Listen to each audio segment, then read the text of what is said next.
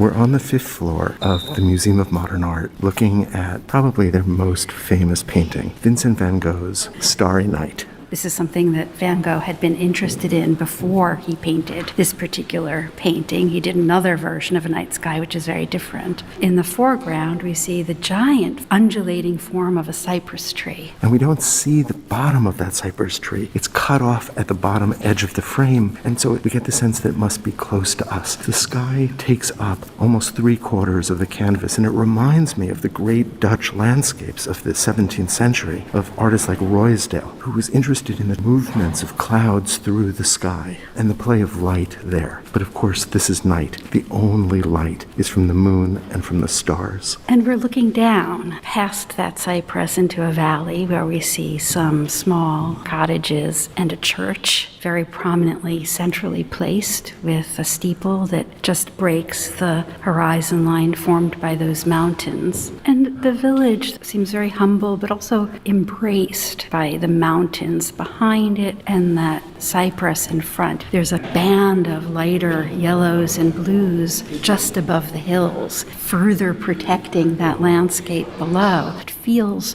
protected to me at the same time that there's all this turmoil in the sky that we see in these circular brushstrokes. The brushwork has tremendous energy. One stroke follows another, linking to create these streams of energy through the sky. And although the paint is somewhat thick in certain areas, we can also see the canvas in certain areas, and so it is not that heavily painted. But nevertheless, there is a kind of energy and velocity, a kind of dynamism as those clouds roll through the sky. And I think that dynamism, that energy that's in the brushwork, in the clouds or forms that swirl through the sky, the way that the moon emits a pulsing light, and even the stars and planets emit that brighter light than they do in reality. That, for me, contrasts with the tranquility of the village below that's nestled in that valley. There's a sense of a presence, of activity in the sky, which we associate with the heavens and the divine, as though those things were alive and somehow protecting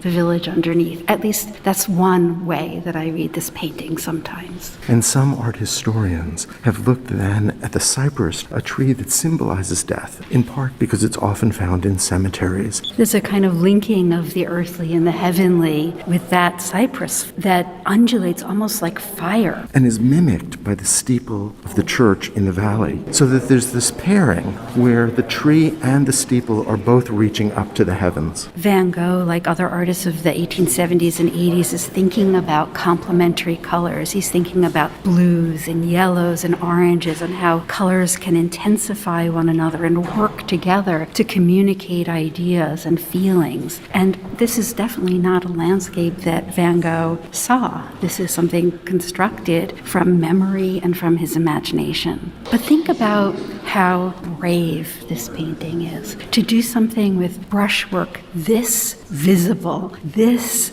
sketchy, this energized. I would say this divorced from what he would have seen. There's an abstraction of form here that the artist is comfortable with, which is absolutely radical. And if you think about so much of his work, it is images of what he could see and that he went out specifically to paint. But here, this incredible bravery to do something based on his emotions, his memories, his experiences, and his imagination. In 1889, Van Gogh was in an asylum in Saint-Remy in southern France, what had once been a monastery. And Van Gogh actually had a view out his window that was relatively close to this. But there is no church there. There is no village there. Van Gogh is in this asylum because he suffered a series of breakdowns. He suffered from mental illness for much of his life, although it got worse after a fight with his fellow painter Gogh when he cut his ear. Van Gogh was encouraged to paint at the asylum and was given a studio space where he had no view at all and where this was likely painted. So this was not painted in plein air. This was not painted out of doors. What a journey this painting has taken from that room in Saint-Remy to the 5th floor of the Museum of Modern Art,